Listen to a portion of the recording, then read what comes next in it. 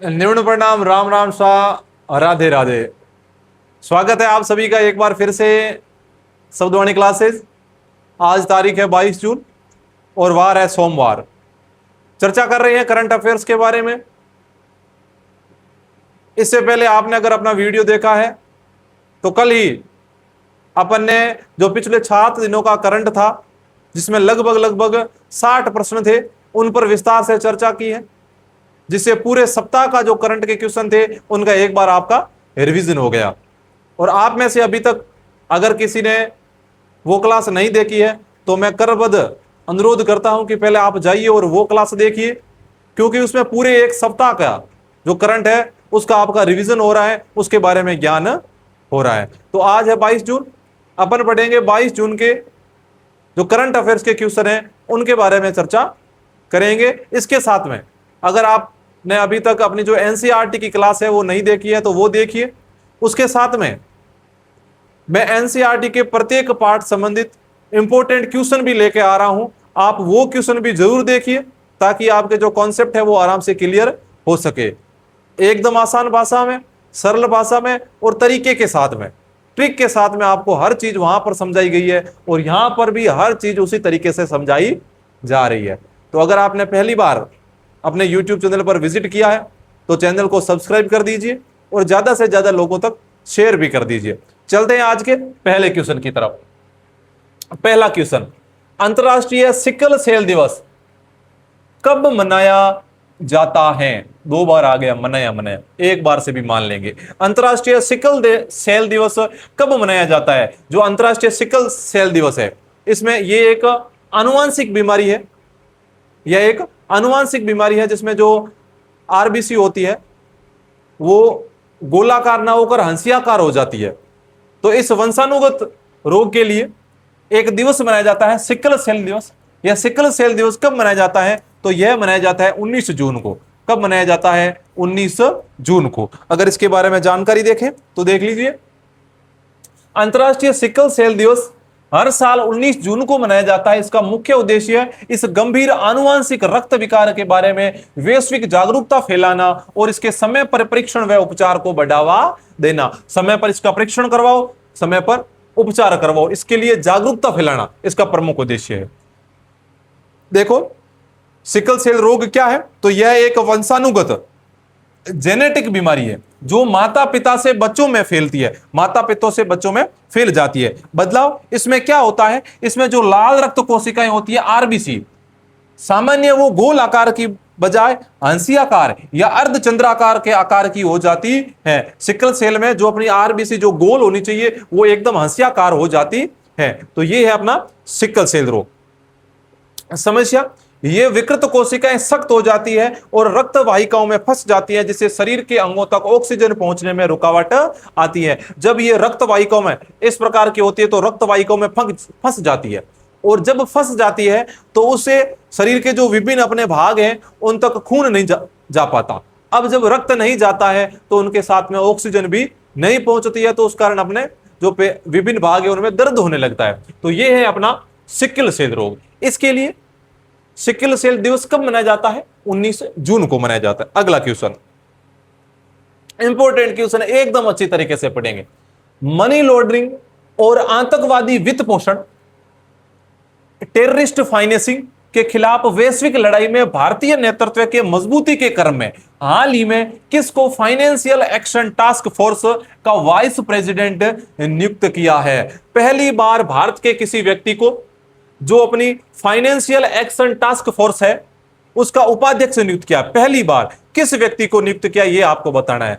ये क्या है जो फाइनेंशियल एक्शन टास्क फोर्स?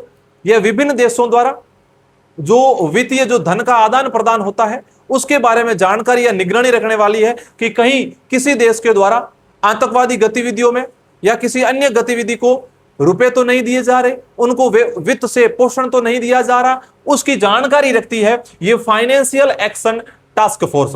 हाल ही में उसका जो वाइस प्रेसिडेंट नियुक्त किया गया है वो भारत के किसी व्यक्ति को नियुक्त किया है, और पहली बार भारत से किसी व्यक्ति को वाइस प्रेसिडेंट नियुक्त किया गया है फाइनेंशियल एक्शन टास्क फोर्स का। तो वो है, किसको नियुक्त किया गया है? किसको? सोचो, ऐसे व्यक्ति को जिसके पास थोड़ा दिमाग हो। वॉइस प्रेसिडेंट नियुक्त किया गया है जिसके पास में दिमाग हो, विवेक हो, वैसे वॉइस और वैसे है श्री विवेक अग्रवाल को। किसको? श्री विवेक अग्रवाल को हाल ही में जो फाइनेंशियल एक्शन टास्क फोर्स है उसका वॉइस प्रेसिडेंट नियुक्त किया गया है। थोड़ी बहुत जानकारी देखें तो देख लीजिए। भारत सरकार में सचिव श्री विवेक अग्रवाल को फाइनेंशियल एक्शन टास्क फोर्स का वाइस प्रेसिडेंट चुना गया है और यह पहली बार है जब Bharat FATF financial action task force का वाइस प्रेसिडेंट बनेगा। FATF का पूरा नाम है फाइनेंशियल एक्शन टास्क फोर्स है। G7 द्वारा, जो G7 देश है उनके द्वारा सन 1989 में स्थापित FATF एक स्वतंत्र और अंतर सरकारी नीति निर्माण निकाय है जिसका प्राथमिक उद्देश्य क्या है? वैश्विक वित्तीय प्रणाली को अवैध गतिविधियों से बचाना। जो वैश्विक जो वित्तीय प्रणाली है, धन संबंधी प्रणाली है, उसको अवैध गतिविधियों में उसका उपयोग ना हो, उससे बचाना। यह धन शोधन, आतंकवादी वित्त पोषण और प्रसार वित्त पोषण को रोकने के लिए अंतरराष्ट्रीय सिफारिशों और मानक बनाता है और बढ़ावा देता है। जो अगर किसी देश के द्वारा आतंकवादी वित्त पोषण तो नहीं किया जा रहा है, उसको रोकने के लिए इसका गठन किया गया। अगला क्वेश्चन, तीसरा question, very very very important question है। वेरी वेरी इंपॉर्टेंट क्वेश्चन लगा लेना, ऊपर जितने भी स्टार लगाने हैं लगा देना, क्योंकि ये है सबसे इंपॉर्टेंट क्वेश्चन। हाल ही में NHAI national highway authority of India ने किस नेशनल हाईवे पर स्थित दौलतपुरा टोल प्लाजा पर राजस्थान की पहली multi lane free flow tolling प्रणाली का सफलतापूर्वक शुभारंभ किया है। जो national highway authority of India है उसने एक टोल प्लाजा है दौलतपुरा टोल प्लाजा, जो कि राजस्थान में ही है कहीं, वहां पर एक प्रणाली शुरू की है multi lane free flow tolling प्रणाली। मतलब वहां पर जो टोल नाके होते हैं उनको हटा दिया गया और सड़क के ऊपर सीधे ऊपर कैमरे लगा दिए गए। आपकी गाड़ी जैसे ही नीचे से गुजरेगी वो आराम से गाड़ी को पहचान कर आपके खाते में से जितना भी टोल होगा वो कट कर लेगा। यह प्रणाली का शुभारंभ किया गया है दौलतपुरा टोल प्लाजा पर। प्रश्न ये है कि ये कौन से नेशनल हाईवे पर है? तो ये नेशनल हाईवे नंबर जो 48 है, नेशनल हाईवे नंबर 48 है, उसके ऊपर है दौलतपुरा टोल प्लाजा और ये राजस्थान की पहली multi lane free flow tolling प्रणाली है। ध्यान रखना, इंपॉर्टेंट क्वेश्चन है, वेरी वेरी इंपॉर्टेंट क्वेश्चन है। देश में इलेक्ट्रॉनिक टोल संग्रह प्रणाली को बदलने की दिशा में एक महत्वपूर्ण कदम उठाते हुए भारतीय राष्ट्रीय राजमार्ग प्राधिकरण ने राजस्थान में NH48 के दिल्ली जयपुर खंड पर स्थित दौलतपुरा टोल प्लाजा पर मल्टी लेन फ्री फ्लो आधारित टोलिंग प्रणाली का सफलतापूर्वक शुभारंभ किया है। जो MLFF प्रणाली है वो न्यूनतम मानवीय हस्तक्षेप के साथ बाधा रहित टोलिंग की सुविधा प्रदान करती है, जिससे वाहन बिना रुके टोल चौकियों से गुजर सकते हैं और यातायात का सुचारू प्रवाह सुनिश्चित होता है। वाहनों को रुकना नहीं पड़ता, अपनी गति में चलते ही रहते हैं और जो ऊपर कैमरे लगे होते हैं उनके द्वारा अपने आप जो टोल है वो काट लिया जाता है। याद रखना, NH48 पर दौलतपुरा टोल प्लाजा राजस्थान का पहला मल्टी लेन फ्री फ्लो आधारित टोलिंग प्रणाली वाला जो स्टेशन है वो बन गया है। अगला क्वेश्चन, आज का अपना चौथा क्वेश्चन, हाल ही में भारत का सबसे ऊंचा विंड टरबाइन, भारत का सबसे ऊंचा जो विंड टरबाइन है, पवन टरबाइन है, वो कहां पर स्थापित किया गया? भारत का सबसे ऊंचा विंड टरबाइन कहां पर स्थापित किया? जो बाकी वाले सभी विंड टरबाइन थे वो छोटे रह गए और उन सब पर उसने विजय पाली। क्या पाली? विजय किस प्रकार पाली? बाकी वाले जो टरबाइन थे वो छोटे थे, लेकिन ये जो टरबाइन है ये सबसे बड़ा है और इसने बाकी वालों पर विजय पाली है। तो ये है अपने विजयनगर कर्नाटक में। कहां पर है? विजयनगर कर्नाटक में सुजलोन के द्वारा, जो सुजलोन कंपनी है उसके द्वारा सबसे ऊंचा पवन टरबाइन स्थापित किया गया है। याद रखना, विजयनगर में। यह कितने मेगावाट बिजली उत्पादन करेगा? तो यह 5 मेगावाट बिजली उत्पादन करेगा और इसकी हाइट कितनी है? लगभग 525 फीट है। कितनी है? लगभग 525 25 फीट है और यह सुजलोन कंपनी के द्वारा लगाया जा रहा है। इससे ऊंचाई की बात करें तो इसके अलावा जो अडानी ग्रुप है उसके द्वारा भी गुजरात के मुंद्रा में स्टैचू ऑफ यूनिटी से भी ऊंचा लगभग 200 मीटर, लगभग ये 160 मीटर है, लेकिन अडानी के द्वारा 200 मीटर का एक विंड टर्बाइन तैयार करवाया जा रहा है। एक विशाल पवन टर्बाइन स्थापित किया जा रहा है। इसकी क्षमता है वो 5.2 मेगावाट है। अब तो हाल ही में तो ये है अपने विजयनगर वाला, हाल ही में तो विजयनगर जो कर्नाटक वाला है ये है, लेकिन जब अडानी ग्रुप ये बना देगा जो गुजरात में बन रहा है मुंद्रा में, तो वो हो जाएगा सबसे ऊंचा। अगला क्वेश्चन विश्व बौद्धिक संपदा संगठन की पेटेंट सहयोग संधि की नवीनतम रिपोर्ट के अनुसार वैश्विक शीर्ष 20 पेटेंट सूची में शामिल होने वाली पहली और एकमात्र भारतीय टेक कंपनी कौन सी है? आज तक विश्व बौद्धिक संपदा संगठन की जो 20 शीर्ष पेटेंट सूची की जो कंपनियां हैं उसमें कोई कंपनी शामिल नहीं हुई है। पहली बार एक भारतीय टेक कंपनी उसमें शामिल हुई है। वो कौन सी शामिल हुई है? मतलब ये क्या करता है, ये कोई 20 पेटेंट है, 20 पेटेंट मतलब कोई मानक है, उनके आधार पर कंपनियों की लिस्ट निकालता है। जैसे कि किसके द्वारा 5G अच्छी गति से चलाया जा रहा है, कौन ऐसी कंपनी है जो 6GP चला रही है, कौन सी है जो अपने दूर से जो वित्त प्रणाली है या दूर से मतलब क्या नेटवर्क प्रणाली है उसमें अच्छी गतिविधि से उसको सुचारू रूप से चला रही है। इस प्रकार के 20 पेटेंट है। उसमें भारत की एक कंपनी है वो जो शीर्ष 20 है वहां पर अपना स्थान जमाया है, तो वो कंपनी है जियो। कौन सी कंपनी है? जियो ने लगभग 300 या 320 अंक की छलांग लगाई है, 320 स्थान ऊपर आई है, 320 स्थान। और ये जो शीर्ष 20 पेटेंट सूची है उसमें हाल ही में इसने अपना स्थान जमा लिया है। देखिए ये रही कि विश्व बौद्धिक संपदा संगठन की पेटेंट सहयोग संधि की नवीनतम रिपोर्ट के अनुसार रिलायंस इंडस्ट्रीज की टेक्नोलॉजी शाखा जियो प्लेटफॉर्म लिमिटेड ने वैश्विक शीर्ष 20 पेटेंट सूची में शामिल होने वाली पहली और एकमात्र भारतीय टेक कंपनी बन गई है। अब ये पेटेंट क्या है? जो 5G चलाता है, 5G एडवांस्ड चलाता है, 6G चलाता है, आर्टिफिशियल इंटेलिजेंस जिसे अपन AI कहते हैं वो चलाता है, और जो क्लाउड नेटिव प्लेटफॉर्म है उसे भी सुचारू रूप से चलाता है। इसके साथ साथ में सैटेलाइट कम्युनिकेशन जैसी उभरती हुई तकनीकों से जुड़े हैं। ये जो पेटेंट है ये इस प्रकार के जो कंपनी अच्छे काम करती है उनको धीरे धीरे ऊपर ले आती है। इसमें अपने जो बाकी देशों की सैमसंग है, नोकिया, इनका भी स्थान है, लेकिन ये बाकी देशों की है। 320 पायदान की छलांग जियो प्लेटफॉर्म ने 320 स्थानों की शानदार छलांग लगाकर सीधे टॉप 20 में पहुंच गई है। जियो जी भर के टॉप 20 में पहुंच गई है। अगला क्वेश्चन, आज का अपना छठा क्वेश्चन है बिहू पेपा क्या है? यह भैंस के सींग से बनी एक पाइप है। आपने अगर अपने यहां पर जो भैंस की सींग होती है उसके सींग तो ऐसे एकदम गोल होते हैं, लेकिन कई जो भैंस होती है उनके सींग ऐसे होते हैं। तो ये जो बिहू पेंपा नाम का एक भैंस की सींग से बनने वाला वाद्य यंत्र है उसे भारत सरकार द्वारा आधिकारिक GI टैग, जियोलॉजिकल इंडिकेशन, भौगोलिक संकेत टैग प्रदान किया गया है। यह किस राज्य का पारंपरिक वाद्य यंत्र है? बिहू पेपा किस राज्य का पारंपरिक वाद्य यंत्र है? तो मैं आपको बता दूं कि यह अपना जो असम राज्य है, असम का पारंपरिक वाद्य यंत्र है बिहू पेपा। इसे हाल ही में GI टैग प्रदान किया गया है। एक चीज और ध्यान से सुन लेना, आने वाले 1 या 2 दिनों के अंदर अपन एक विशाल क्लास लेके आने वाले हैं वो GI टैग के बारे में। क्या है GI टैग? GI टैग का लोगो क्या है?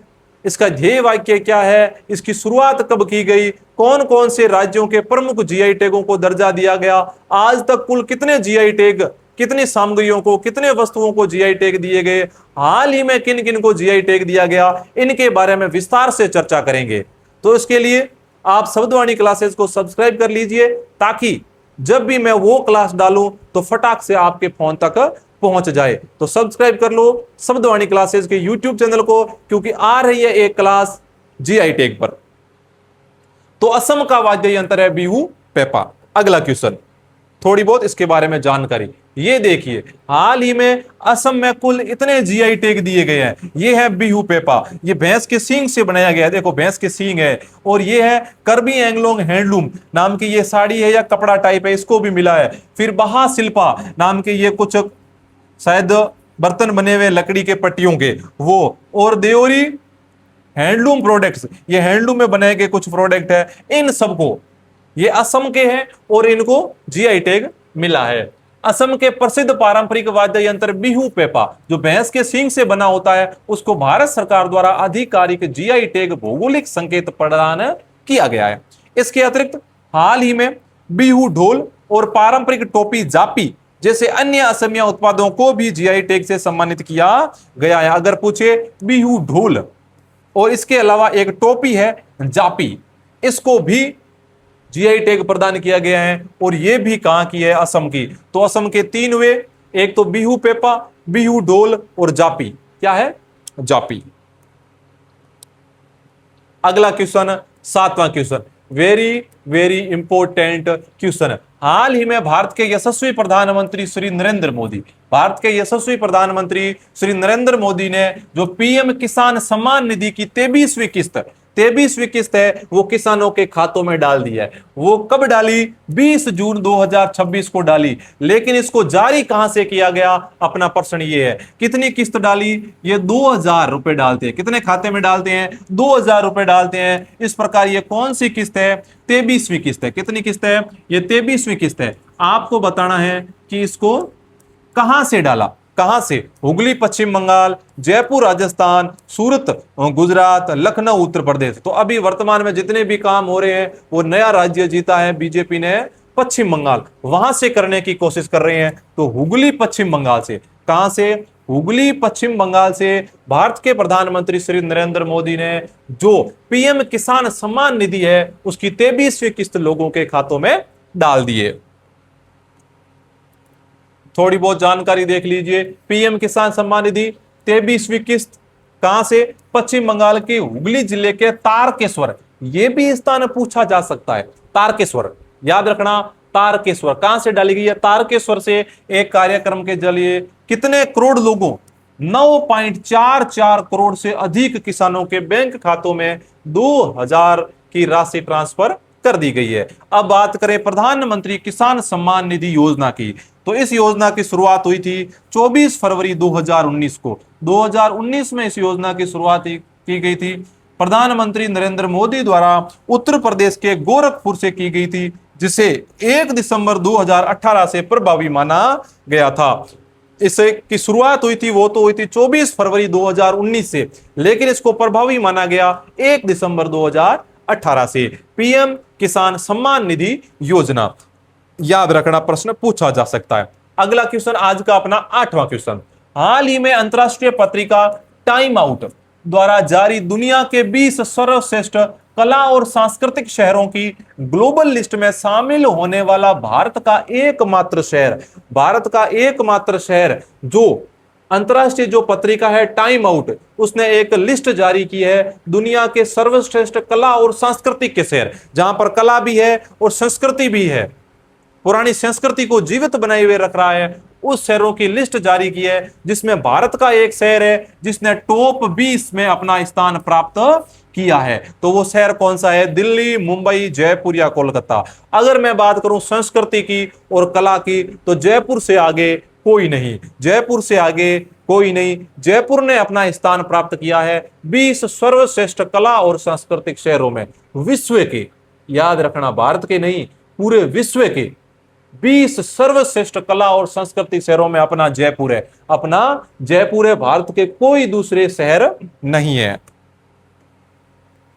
ये अपन देख सकते हैं स्थान हासिल किया। कौन सा स्थान हासिल किया है? तो अपने जयपुर ने 18वां स्थान हासिल किया है। इस सूची में शामिल होने वाला जयपुर भारत का एकमात्र शहर है। इस रैंकिंग में जो लंदन है वो पहले स्थान पर, जबकि पेरिस दूसरे स्थान पर और न्यूयॉर्क है वो तीसरे स्थान पर है। यह क्यों दिया जाता है? तो जयपुर को यह शानदार मुकाम अपनी समृद्ध सांस्कृतिक विरासत, ऐतिहासिक स्मारकों जैसे आमेर का किला और हवा महल, पारंपरिक हस्तशिल्प और जीवंत त्योहारों के कारण मिला है। इस कारण जयपुर को ये सॉरी, ये जो 20 सर्वश्रेष्ठ कला और संस्कृति शहर है उनकी लिस्ट में 18वां स्थान हासिल किया है अपने जयपुर में। तो भारत की नाक बचा ली जयपुर ने। और उधर वो कंपनी कौन सी थी? जियो कंपनी। अगला क्वेश्चन, 12वें अंतर्राष्ट्रीय योग दिवस पर भारत का जो राष्ट्रीय योग कार्यक्रम था उसका आयोजन कहां किया गया? जहां पर प्रधानमंत्री जी भी गए थे और वहां पर योग किया था। बताओ कहां पर 12वें अंतर्राष्ट्रीय योग दिवस पर भारत का राष्ट्रीय कार्यक्रम है उसका आयोजन किया गया? तो अभी जीता है कोलकाता, मोदी चले गए, मोदी जी चले गए कोलकाता में। तो जो 12वां अंतर्राष्ट्रीय योग दिवस है उसका राष्ट्रीय आयोजन किया गया कोलकाता में। और राजस्थान का जो राज्य आयोजन किया गया, राज्य स्तरीय आयोजन किया गया, वो माउंट आबू में किया गया। कहां किया गया? माउंट आबू सिरोही। और वहां पर नाम भी चेंज कर दिया, अब नाम चेंज कर दिया आबूराज। वहां पर अपने मुख्यमंत्री श्री भजनलाल जी शर्मा गए, माउंट आबू में योग किया और खड़े होते समय कहा माउंट आबू का नाम चेंज और आज से आप इसको बोलोगे आबूराज। तो कहा किया? माउंट आबू में राज्य स्तरीय। देख लीजिए, जानकारी यहां पर मिल जाएगी। 12वां अंतर्राष्ट्रीय योग दिवस 21 जून को। इस वर्ष की मुख्य थीम है स्वस्थ आयु के लिए योग। इस वर्ष के मुख्य राष्ट्रीय कार्यक्रमों की मेजबानी कोलकाता द्वारा की जा रही है। राजस्थान में 12वें अंतर्राष्ट्रीय योग दिवस का राज्य स्तरीय समारोह आबूराज सिरोही में आयोजित किया जा रहा है, जहां मुख्यमंत्री श्री भजनलाल शर्मा मुख्य अतिथि के रूप में शामिल हो रहे हैं। तो माउंट आबू का नाम बदल दिया आबूराज और वहां पर कर दिया 12वां अंतर्राष्ट्रीय योग दिवस का राज्य स्तरीय सम्मेलन। अगला क्वेश्चन, आज का अपना लास्ट क्वेश्चन। आज अपने जो 22 जून है, 22 जून का लास्ट क्वेश्चन। भारत सरकार की पहल, भारत सरकार की एक पहल है ONDC, open network for digital commerce के तहत लॉन्च किया गया एक विशेष प्लेटफॉर्म और मोबाइल ऐप जो स्थानीय किराना दुकानदारों, खुदरा व्यापारियों और ब्रांड्स को एक साझा डिजिटल नेटवर्क पर जोड़ता है। एक ऐसा ऐप जो किराना दुकानदार है उनके भी फोन में पाया जाएगा, खुदरा व्यापारी है उनके भी, और जो चीजें लाने ले जाने वाले बिचौलिए हैं उनके भी फोनों में पाया जाएगा, जिनके माध्यम से जो दुकानदार है वो सीधे अपना माल मंगवा सकते हैं। तो वो कौन सा ऐप है जो इन सबको जोड़ता है? डीजी दुकान, ऑनलाइन दुकान, ONDC व्यापार या ऑनलाइन दुकान, ये दोनों ही एक ही ऑप्शन है, ऑनलाइन। तो क्या ऑनलाइन दुकान है, डीजी दुकान है या ONDC व्यापार है? तो उसका नाम रखा है डीजी दुकान, डिजिटल दुकान है। क्या रखा है? डिजिटल दुकान। ये देख लीजिए, ONDC, भारत सरकार की पहल ONDC के तहत लॉन्च किया गया एक विशेष प्लेटफॉर्म और मोबाइल ऐप है। यह स्थानीय किराना दुकानदारों, खुदरा व्यापारियों और ब्रांड्स को एक साझा डिजिटल नेटवर्क पर जोड़ता है।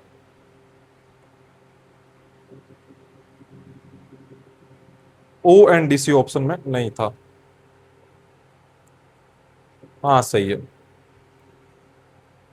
थोक और खुदरा जुड़ाव, इसके जरिए दुकानदार अपने मोबाइल ऐप पर विभिन्न कंपनियों के उत्पाद देख सकते हैं, कीमतों की तुलना कर सकते हैं। दुकानदार है वो विभिन्न चीजों, कंपनियों के उत्पाद कि ये कंपनी फलानी चीज बना रही है, ये फलानी बना रही है, देख सकते हैं, कीमतों की तुलना कर सकते हैं और सीधे ऑर्डर दे सकते हैं। डिजिटल व्यापार को बढ़ावा, यह छोटा किराना व्यापारियों और स्थानीय दुकानों को डिजिटल बनाता है ताकि वे आसानी से ऑनलाइन मार्केट से जुड़ सके। उनको ऑनलाइन मार्केट से जोड़ने के लिए ये एक डीजी दुकान, डीजी दुकान नाम का ऐप बनाया गया है। तो ये है आज के अपने 22 जून के महत्वपूर्ण करंट अफेयर्स के क्वेश्चन। आशा करता हूं कि आपने पूरी की पूरी क्लास जरूर देखी और तैयार रहना एक विशेष क्लास के लिए, जो क्लास अपन बनाएंगे GI टैग पर।